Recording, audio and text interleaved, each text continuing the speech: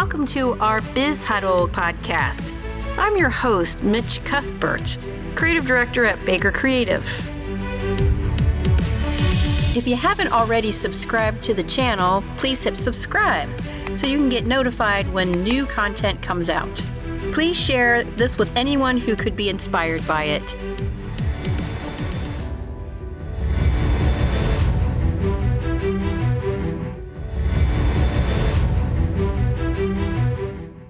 Hi, Cathy. Thanks so much for joining us on our podcast. We're really excited to have you.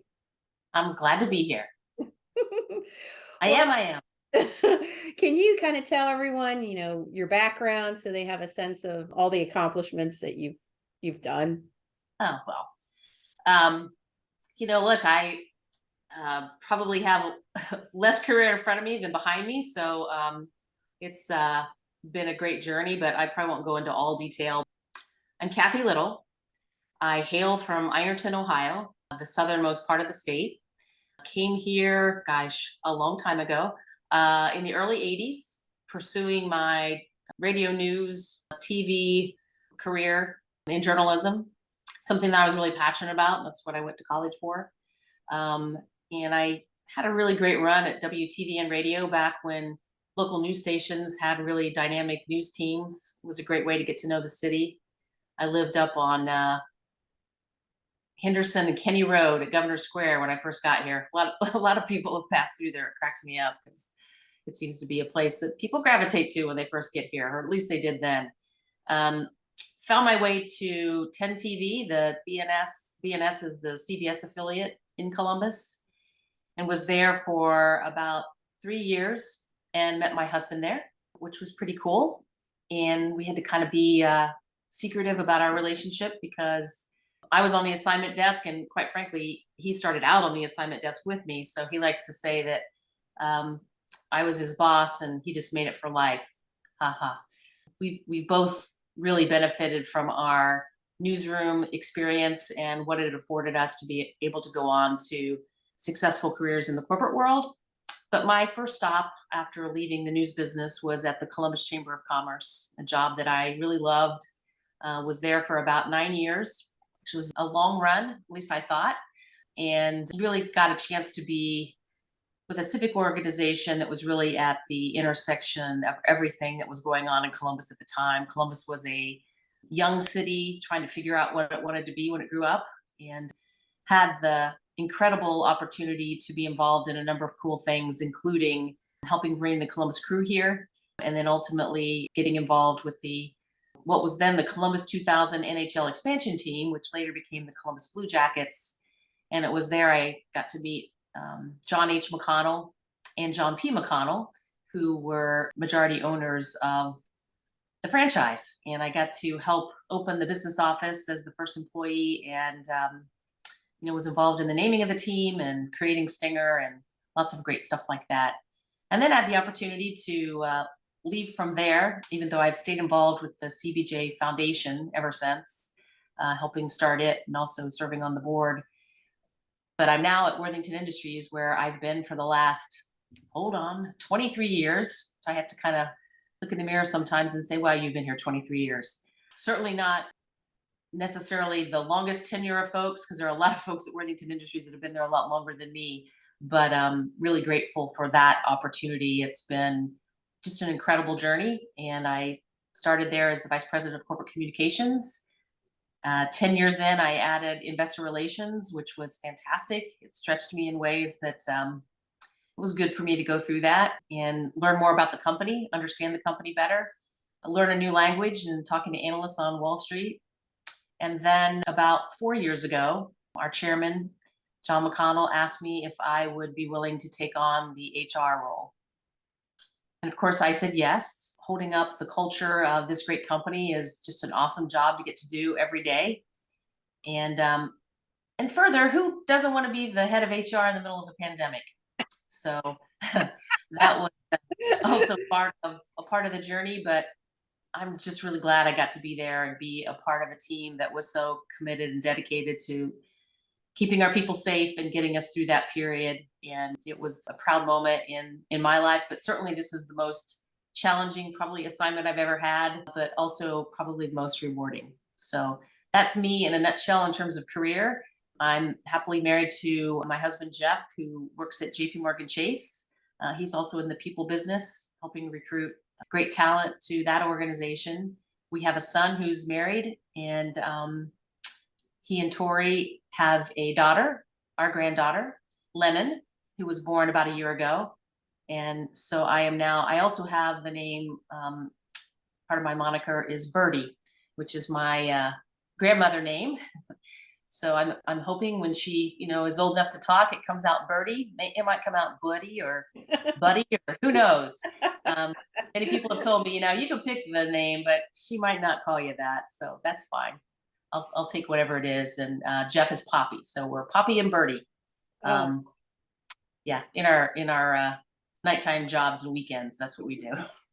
Behind the scenes. Exactly, right? Yeah. So like all this breadth of experience, how do you feel like being the journalist and being at the chamber has helped your role that you're in today? Jeff and I talk about that all the time. I think, mastering language, mastering storytelling, and being able to hit all kinds of deadlines, ridiculous deadlines. When I was in radio, we had news at the top of the hour, but headlines at the bottom of the hour. So it was just a constant churn of writing stories and handling breaking news. When I was at 10 TV in that newsroom, just a dynamic group of people, really great journalists, some of them moving on to careers in at the networks. But, having the opportunity to run that desk and have great tools like, back then, live shots with microwaves that shot up to our helicopter in the sky and came back down. And it was a really cool time to be there. Channel 10 was the top affiliate in the country in terms of viewership. And so it was riding high, and again, just really great talent. And it was really cool for, somebody in her mid-20s to be a part of that, really feel like you're part of a team. And I think, any experience that allows you to have that is great. And I think it equips you well for, the tough stuff, because it's not always, happy and great. Sometimes you got to handle some pretty tough situations.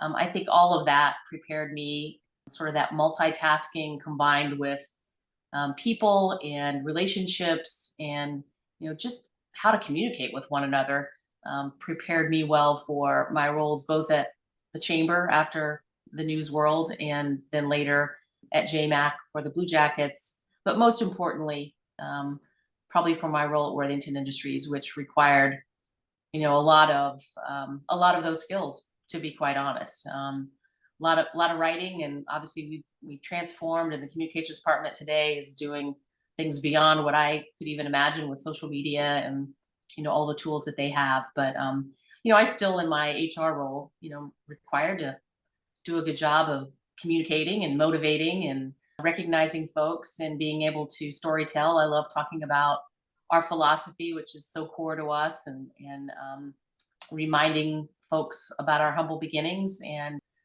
being able to deliver on the services that we do to make sure the employee experience at Worthington is the best it can be. So yeah, I'm so thankful for having that opportunity as a young person, both when I was in college, working radio stations, working in the newspaper room. There's something special about a newsroom. I don't know if it's still that way today. I'm not quite sure what that's like. If, there's a lot of hybrid remote, but boy, being together and taking on a news story or taking on breaking news together, there's just nothing like that. The adrenaline rush, but also the requirement to get it right. And I'm somebody that certainly believes in free press, and I think it is so critical to our democracy.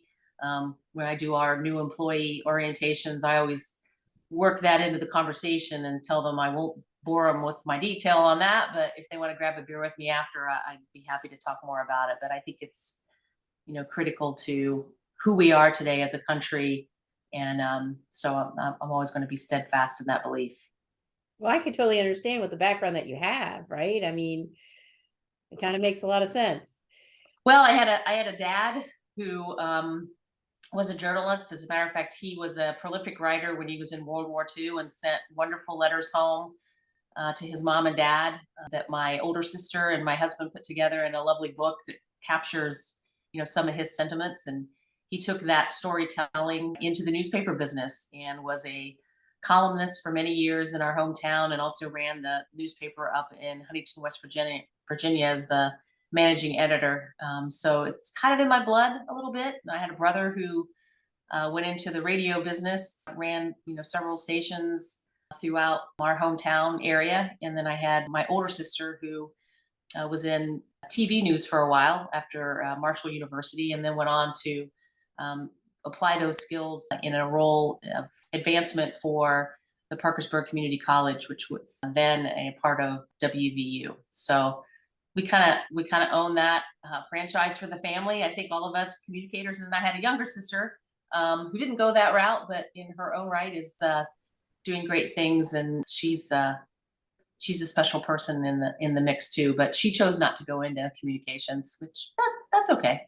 Oh, sure, absolutely. Everybody has their own way. Absolutely. So in being such a male-dominated space, Yes. how do you see ways that, the advantages of being in your role? I think there are a couple things there. I think I've been in male dominated industries, right? I mean, the newsroom there were women, but I think back a lot about the shoulders that I stood on that I didn't realize I was standing on in the late 70s and really in the early 80s when I was working full time. But what women had to go through just to get a job as a journalist was crazy. They were often told, that's a man's job and you can't have it.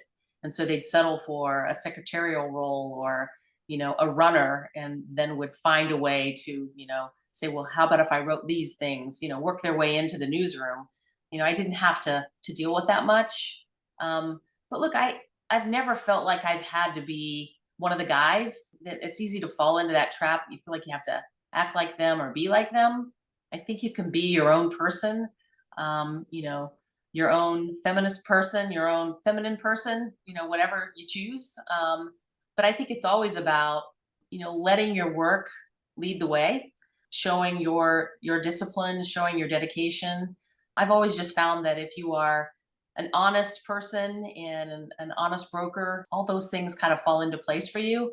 Maybe not everywhere, but I think if you're firm and able to look in the mirror every day and say, this is who I am, and this is how I'm going to face the world today, and no matter what happens, I want to stay true to me, then I think you can kind of make your way through just about anything. And I think that's kind of been my sort of mantra throughout my journey. I've never been one to, spend too much time worrying about, hey, was I treated differently because of this, or I've got a grievance on this.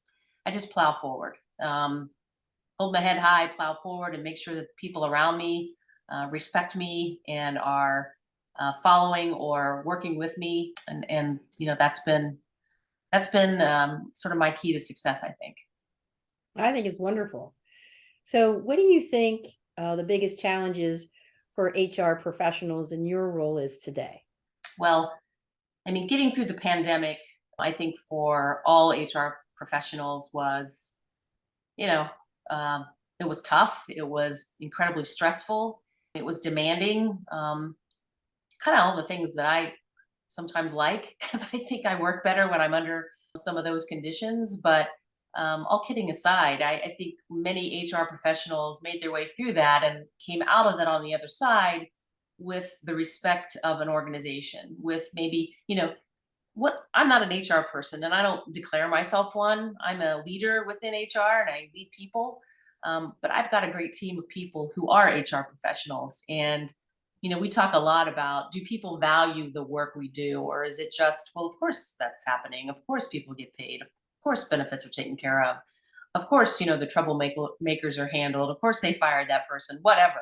But if you think about it, HR is oftentimes the butt of jokes. I think about, I've seen it on TV sitcoms, you see it, even on TikTok. It's kind of like, oh, HR's coming, you better start behaving, or look out, HR's coming with another policy, or whatever it is.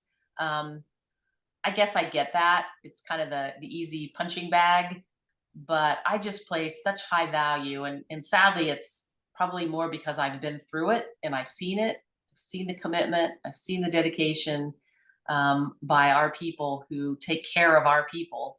So I think I have a deeper appreciation than I ever would have just being in the mix at Worthington in the communications group. And that's kind of a shame on me. I wish I, had paid a little more attention even before I got into HR.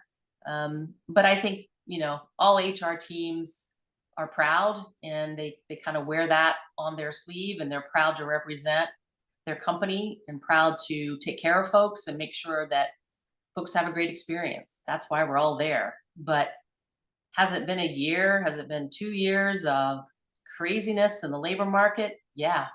The recruiting teams are, worth gold, because what they've had to do to get people in the door, and the markets have been turned upside down at times. We've had, changes in the dynamics in the market in terms of comp, all of that stuff, having to figure that out, and then looking for the talent pools everywhere we can. It has been absolutely challenging. And then you mix in, well, what kind of a workplace do we have now? Is it a remote workplace? Are we doing the hybrid remote? What is it that we're trying to do as an organization? And I think, all of that requires a pretty steady hand by HR and the leadership team of the company. But I'm proud that the people I know that are in HR all feel like they are valued partners and are at the table having those conversations. So that's pretty cool.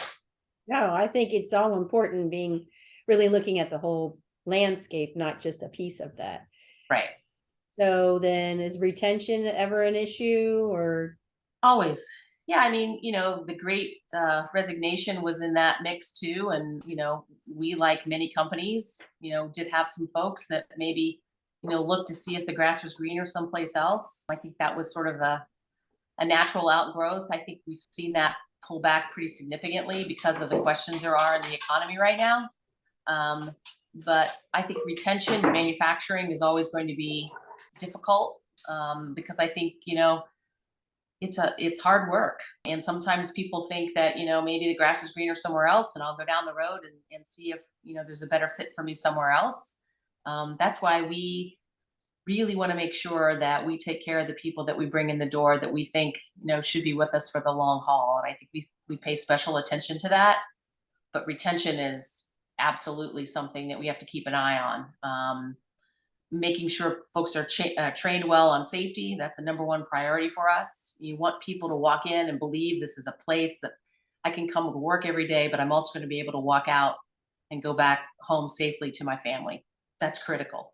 Our benefits package, we pay attention to that every year, making sure we're asking the right questions to make sure we're offering the best package that we can offer our employees. We think that's important, as well as like things like pay. Everybody wants to make sure that it's comparable to what you can get out of the marketplace. We're very serious about that on a regular basis, making sure that we're looking at that.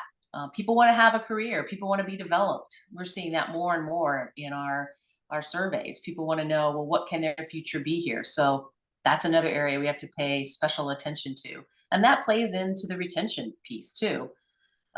People do care about diversity. People want to see that the company is committed to diversity, equity, and inclusion. And so that has certainly been raised up and is a big priority for us. And we've been very focused on that for the last couple of years.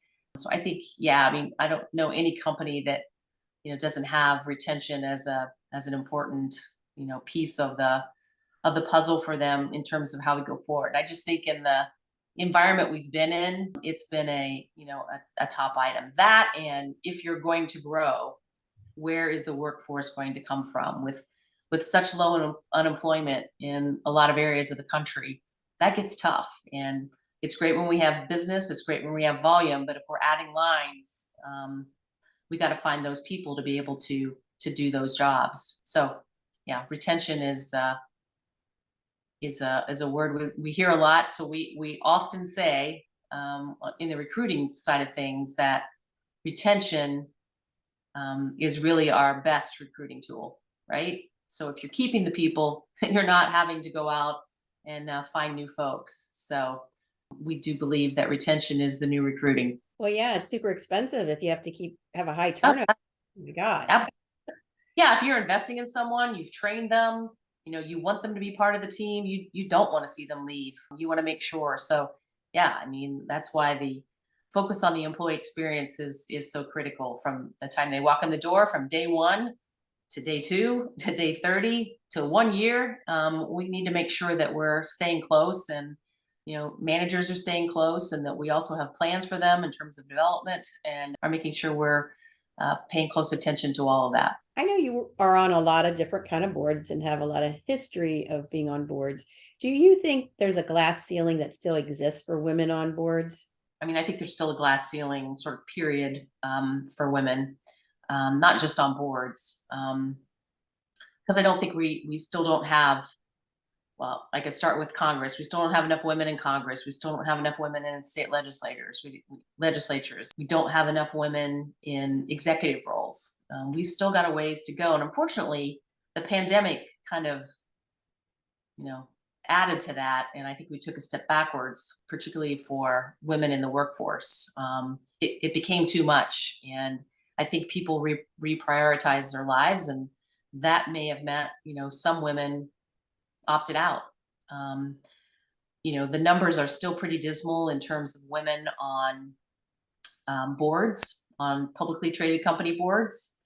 You'd like to see those numbers improve, but I think in order to get those numbers to improve, I think we need to see more women in the executive suite, and not just, women in C-suite positions that are traditional HR, perhaps general counsel. Let's see them in the CFO and the COO and the CEO positions. I think we need to see, more lifting up of women in those ranks. And definitely it's different than it was, 10 years ago, but probably not moving as fast as we'd all like to see. But in our community, when it comes to raising your hand and wanting to be involved in our community and being on boards, I think the sky's the limit. If you are interested, this is a community that wants you involved, no matter who you are, no matter whether you're male or female, black, brown, it doesn't matter. We need volunteers. We need people to step up and serve on our, important infrastructure of, social network boards, social services. There are plenty of opportunities for people to get involved, and lots of programs to be able to go to sort of allow yourself to raise your profile in the community. But, I found, and I found this in the late 80s and early 90s, I just needed to raise my hand and say, I want to be involved. I want to help. Where can I, find my spot? And I think once you say, yes to one board, you likely are going to be noticed. And I'm certainly one that if I'm going to be on a board, I don't want to just sit quietly. I typically want to be, somewhere in the mix where decisions are being made at a higher level. And if that means, in leadership, I'm the first to volunteer to do that, because I think that's where you can make impact.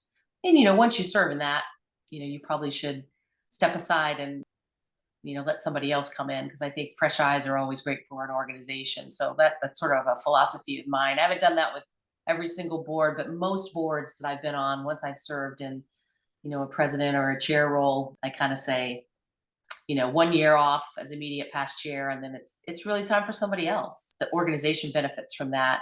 I think if you stay too long, it can get stale. But yeah, I think the opportunity to, and it's great experience. So I always say, I didn't get my MBA. I'm sorry I didn't get my MBA, but I spent a lot of time in this community on a variety of boards, different boards, and the issues that I learned about, the people skills, the negotiating skills. I was on probably 3 or 4 boards where we hired the executive, because somebody left. It was a great experience for me. So I kind of feel like I got my community MBA. And I also think it was a great, sort of balance for me, when work might, reach a point where maybe I've run into a bit of a dead end, or I've had, just about had it or whatever. You go to a board meeting, or you go out and you're learning something new in the community. But my point is, I think those are invaluable experiences above and beyond what you're doing in your career. And I think they help round you out, to be honest. But we all need to do that. We all need to give back, whether it's at your church or your school, your kid's school. volunteering as a coach. Volunteers are what make it all work. Those organizations cannot run without volunteers. So it's really a critical part of, I think, who we are as a community, but in many communities. Do you feel like some of the board members are being more accountable than they ever were in the past? Do you think there's been a shift in that? I guess I've always felt like it's depending on, the board that you're on, some are more, taxing, I guess, if you will. But I mean, the fiscal responsibility you take on, I just talked yesterday to two of our younger HR folks. They're in their mid-20s and they're trying to figure out, how can I get involved? But boy, I was reading about fiscal responsibility and the risk you take becoming a board member. And I said, yeah, I mean, you need to understand that, that's the big part of being a board member. Not that it should scare you off, but you should understand the financials. You should understand the role that is expected for that board member. And most importantly, what's the responsibility, and what's the expectation when it comes to raising money, because pretty much every board you're going to be on is, looking for opportunities to raise money, whether that's an individual gift or helping, see through a gift for the company that you work for. So I don't know that it's changed. Perhaps there's maybe a little more scrutiny. I mean, I certainly know from a public company standpoint, SOX has added, a whole another layer of complexity when it comes to reporting and holding boards accountable, and that probably reflects, as well on nonprofit boards as well. Look, I think anytime a nonprofit is asking for investment, they have to be transparent. They have to be held accountable.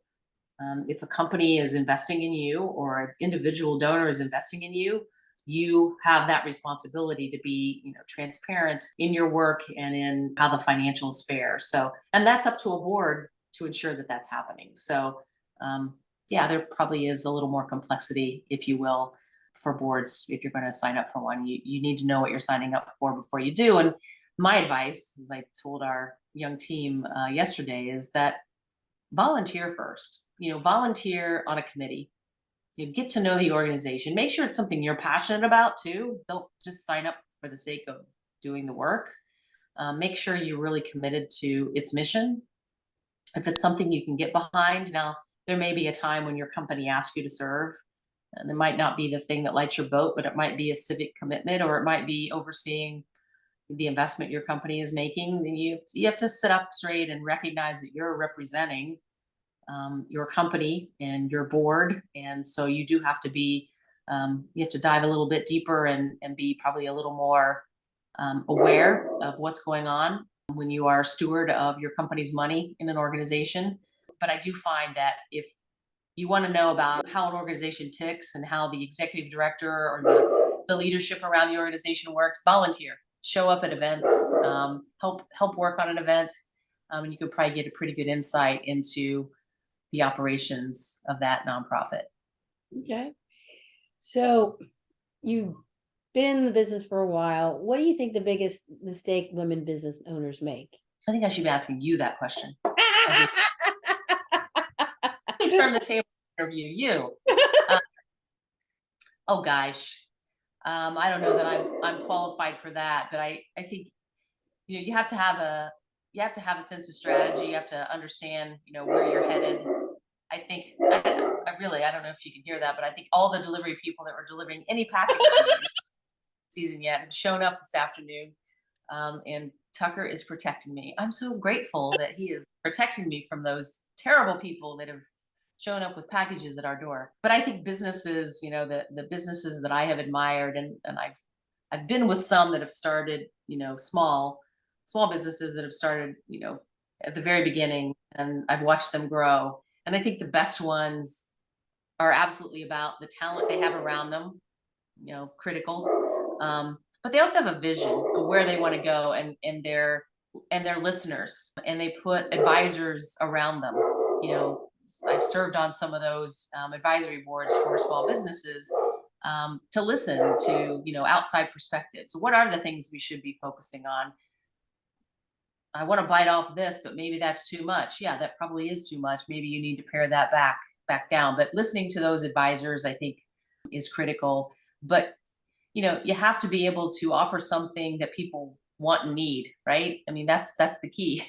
Whatever it is that you're going to do, there has to be a need for it and a customer on the other side of it that is interested in whatever it is that you're doing. So I think, assessing that before you jump in and making sure that it is viable.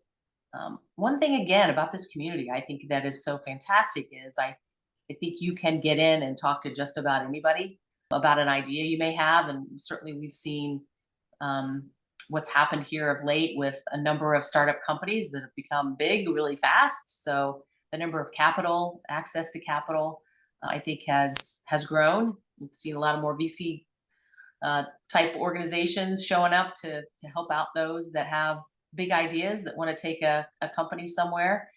But I also think we have to make sure that we're looking after those with smaller ideas and maybe not with as big a bank account or the opportunity to have cash. Cindy Inglefield is actually starting a fund called it's for angel. What's called angel investors, accelerated angels investors, and it's really looking at women, lifting up women who want to start a business and maybe their access to capital is limited. And so once she gets this off the ground, the idea is that investors will sit and listen to business prospects and determine whether or not it's something that we invest in. I think that's fantastic. And I think that there's more of that happening in this community, which is really great to see. And it's fun seeing, so many startups turn into big deals, especially in the technology space. That's been a lot of fun to watch. That's cool. So when it's Yeah. all said and done, Yeah. what do you want your legacy to be? Like, what's your vision for that? I think, most people don't think about what I think their legacy gets defined by other people at the end of the day. And I'm not trying to be humble about that. I think that's true. I just hope that I've been able to impact, the people that I've come across in my, 40 some years working here. I think that that's what you want. You want people to have, good thoughts about who you are as a person. You were kind, you were generous, you were supportive. I think about the people in my life who I draw on, who are all those things. My circle of friends, my front row, the people that I count on in my kitchen cabinet, they are all those things. And so I hope I give back in that same way. But, in the people that maybe I've only encountered once or, maybe a long time ago in another career, I would like to think that I made some small impact on their life. Because at the end of the day, we are an amalgamation, right, of all those experiences. The person I am today is because of everything that I've done to this point, all the people that I've met. I remember John H. McConnell, said towards the end of his life how thankful he was for all the people that he's met and all the people that worked for him. And I remember thinking at the time, oh, that's really nice, but it's so true. It's that's what makes life, and that's what I think makes the work you do matter. It's because of the people in it. It'd be kind of not a really fulfilling or rewarding feeling if you didn't have people around you or a part of the journey. And I think that is just, for me, what fills me up. And when I hang up my my business career and decide to, be birdie a little bit more, I also hope I could still be involved in things that are with people, that help lift up people and help continue to serve people where I can. I think those are all, those are all things that we all ought to be doing with kindness in mind. If we could all be a little kinder to each other, I think, gosh, things would be a lot better in this world. I can't wave a wand to make that happen, but I can certainly control the people I'm around and not control, but control the outcome of the people that I'm around and let them feel kindness from me. So at the end of the day, my legacy will be, whatever people think. And so, but I'll control the things that I can. And that's really, the way I relate to people and talk to people and interact with folks. Well, thanks so much for sharing your story, and I think it's a Sure. fascinating one, and you have a lot to offer, and thank you so much for your time. Of course. Thank you. I enjoyed it.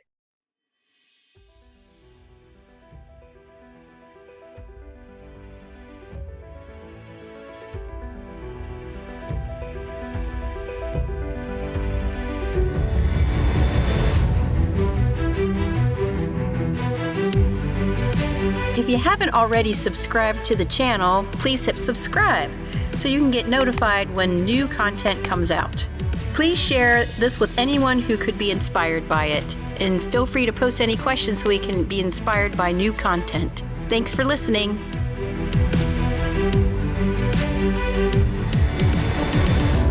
If you're interested in learning more, visit our website at bakercreative.co.